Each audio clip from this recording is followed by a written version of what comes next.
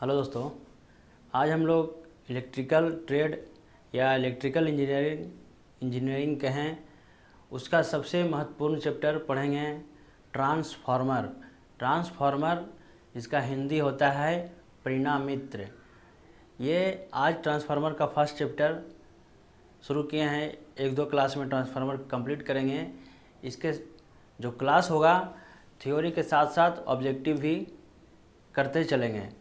तो सबसे पहले हम लोग चलते हैं कुछ ट्रांसफार्मर पे डिस्कस कर लेते हैं। जैसे पहले जानिए ट्रांसफार्मर का हिंदी क्या होता है। तो ट्रांसफार्मर का हिंदी जो होता है परिणामित्र कहा जाता है। यह एक अस्थिर मशीन है। यह ट्रांसफार्मर जो होता है वैद्युत अस्थिर मशीन है। ट्रांसफार्मर जैसे आप देखें तो आपको एक पॉइंट लिख दिए हैं कि ट्रांसफार्मर एक अस्थिर मशीन है। कैसा मशीन है? अस्थिर रहता है ये। जो इनपुट एसी इनपुट देते हैं तो आउटपुट में भी एसी ही हमें देता है। ये एसी पे कार्य करता है, ये ध्यान रखना है। ट्रांसफार्मर सेल्फ इंडक्शन या म्यूचुअल इंडक्शन के सिद्धांत पे कार्य करता है। ट्रांसफार्मर किस सिद्धांत पे कार्य करता है? सेल्फ या म्यूचुअल। ऑप्शन में दो में से एक ही रहेगा, सेल्फ इंडक्शन या म्यूचुअल इंडक्शन। ये ध्यान रखेंगे। ट्रांसफार्मर का सभी जो पार्ट्स होता है अस्थिर होता है, स्थिर रहता है। अर्थात इसका इफिशिएंसी जो होता है अधिक होता है, यानी 95 से 99% तक इसका एफिशिएंसी होता है।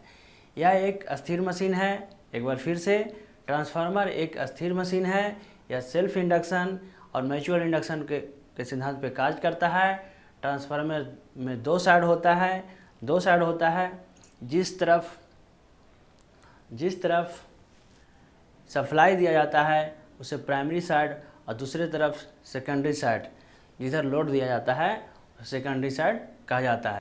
जिस तरफ विद्युत सप्लाई एसी दिया जाता है उसे प्राइमरी साइड कहेंगे और दूसरे को सेकेंडरी साइड कहेंगे। ठीक है। ट्रांसफार्मर का प्राइमरी और सेकेंडरी आपस में इलेक्ट्रिकली न जुड़ करके मैग्नेटिकली जुड़े रहते हैं।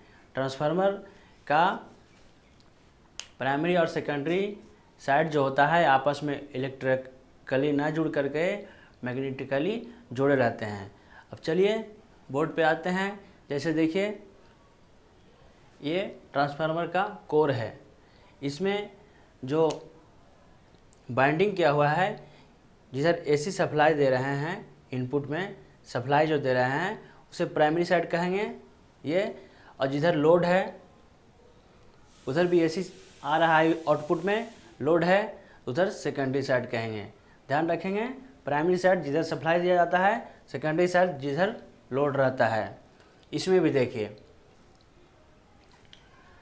एसी सप्लाई का सिंबल है ये प्राइमरी साइड है, इनपुट में एसी दे रहे हैं, आउटपुट में लोड है, सेकेंडरी साइड है। ठीक है। ट्रांसफार्मर का सिंबल जानते होंगे, ये ट्रांसफार्मर का सिंबल है। ऐसे ट्रांसफार्मर का सिंबल दिखाया जाता है। अब देखिए, जैसे एक प्राइमरी साइड, प्राइमरी बाइंडिंग इधर है इनपुट में, प्राइमरी बाइंडिंग इधर है इनपुट में। अगर यहाँ दोनों लोड है तो सेकेंडरी बाइंडिंग है। ये लोड दिखा रहा है, एक साइड में कर दिए हैं लोड, प्राइमरी साइड अलग अलग, बीच में लोड है। तो ये ट्रांसफार्मर जो है इलेक्ट्रिकली ना जुड़ करके मैग्नेटिकली जुड़ा रहता है। ट्रांसफार्मर में जो इलेक्ट्रिक होता है, ट्रांसफार्मर में इलेक्ट्रिक बदलता है परिवर्तनशील फ्लक्स में। किस में बदलता है इलेक्ट्रिक? परिवर्तनशील फ्लक्स में। और फिर परिवर्तनशील फ्लक्स जो होता है पैदा करता है एसी इलेक्ट्रिक। समझे? ट्रांसफार्मर में इलेक्ट्रिक बदलता है परिवर्तनशील फ्लक्स में और फिर परिवर्तनशील फ्लक्स पैदा करता है एसी इलेक्ट्रिक। ट्रांसफार्मर का कोर जो होता है, ये कोर देख रहे हैं आप, ये जो कोर दिखाई दे रहा है, ये सिलिकॉन स्टील या माइल्ड स्टील मृदु इस्पात का लिया जाता है। ट्रांसफार्मर का कोर किसका लिया जाता है? सिलिकॉन स्टील, माइल्ड स्टील, मृदु इस्पात के लिए जाते हैं, ताकि इसका इलेक्ट्रोमैग्नेट बनाने में जो विद्युत खर्च होता है वो कम खर्च हो, अर्थात हिस्टैरिसीस लॉस कम हो। कौन सा लॉस? हिस्टैरिसीस लॉस कम हो और सिलिकॉन स्टील के पतली सिलिकॉन स्टील के पतली पतली पत्ती लिए जाते हैं। देखिए आपको पतली पतली पत्ती के दिखाई दे रहा है, ये पत्ती जो है कई पत्ती ऐसे ऐसे ऐसे चिपका के बनाया जाता है, उसे इनेमल करके लिया जाता है।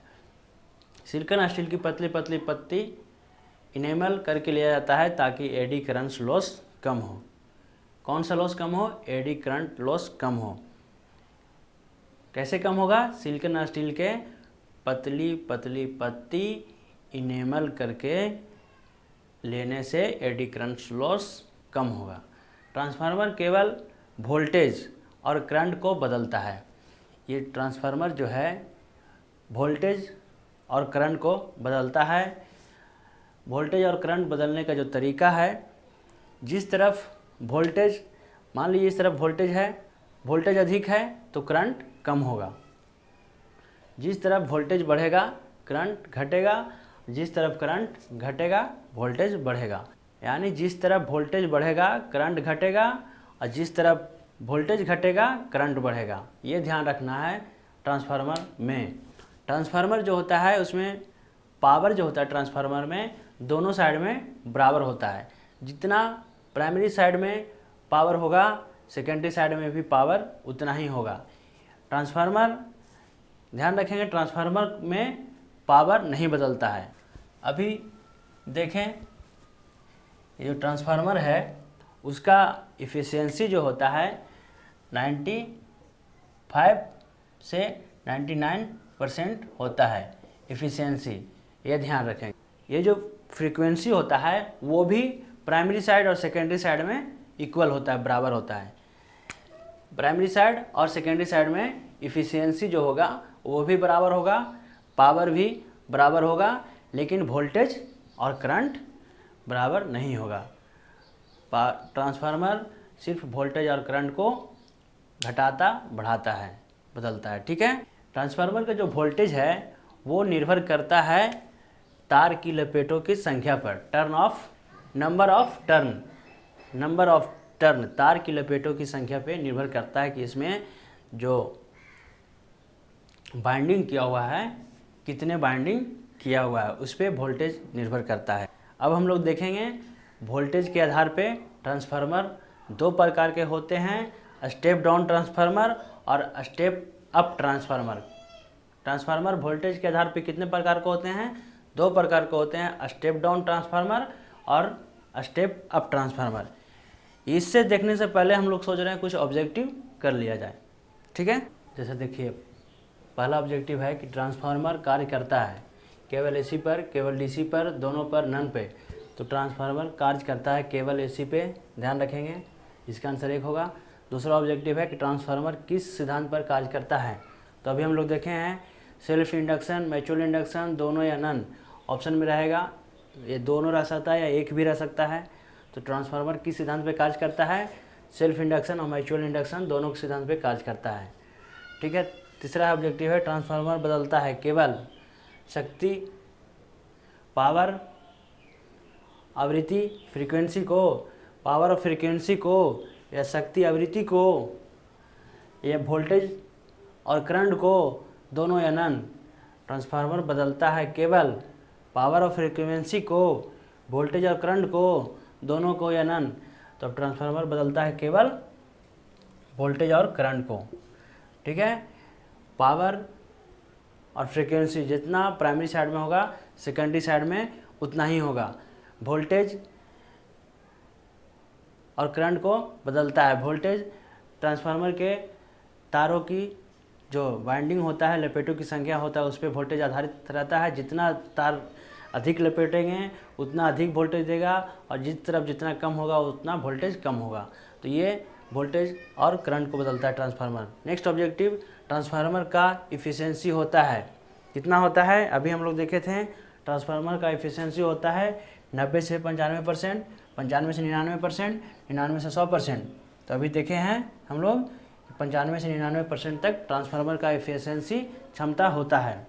ट्रांसफार्मर का कोर बनाते हैं सिलिकॉन स्टील का, ताकि ट्रांसफार्मर का कोर जो लेते हैं सिलिकॉन स्टील का लेते हैं ताकि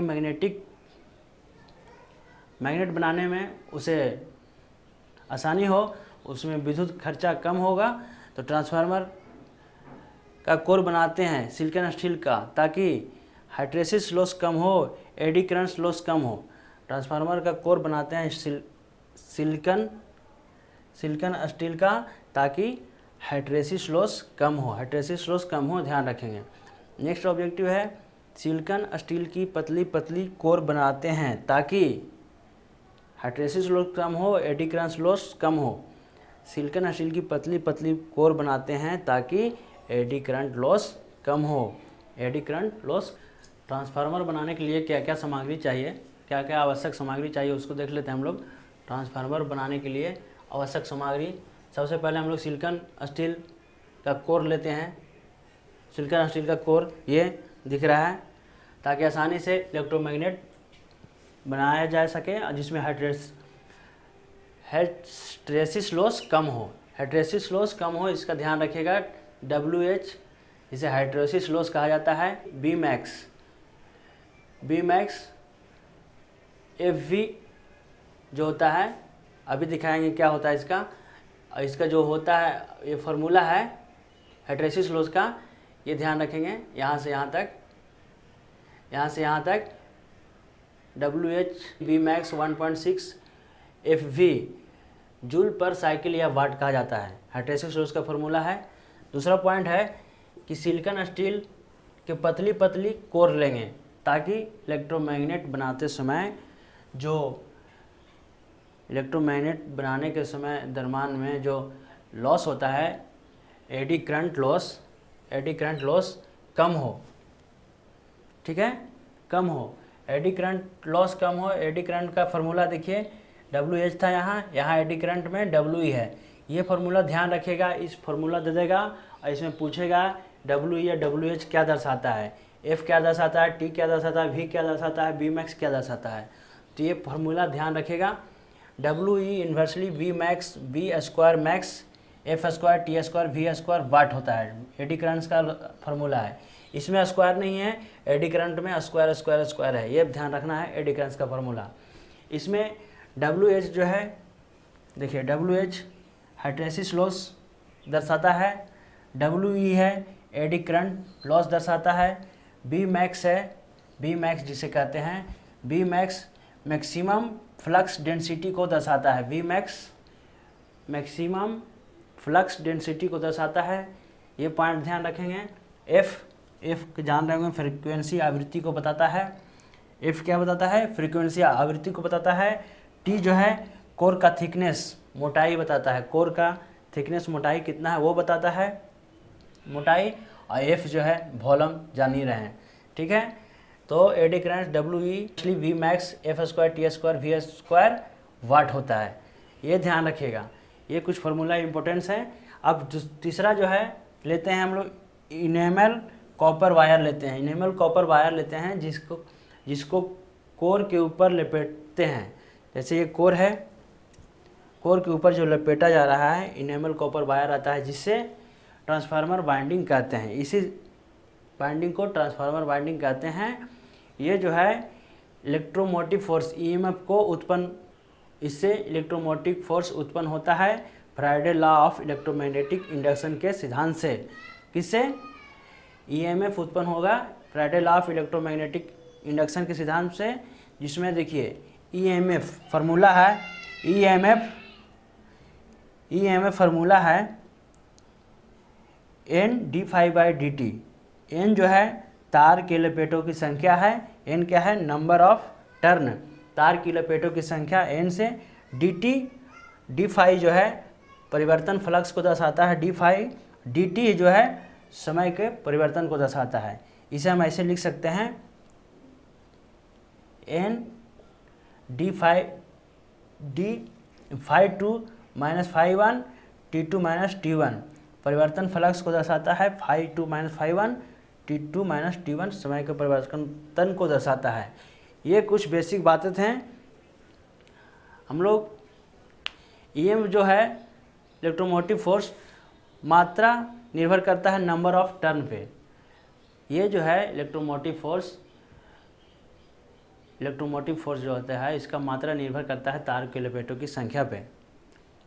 जिस कॉइल में तार के लपेटों की संख्या अधिक होगा वोल्टेज उस तरफ अधिक होगा। अभी बताए थे ट्रांसफार्मर कि जिस कॉइल में सप्लाई दिया जाता है उसे प्राइमरी साइड कहते हैं और जिस तरफ लोड दिया जाता है उसे सेकेंडरी साइड कहते हैं, यह भी बताए थे। ट्रांसफार्मर केवल एसी पे कार्य करता है।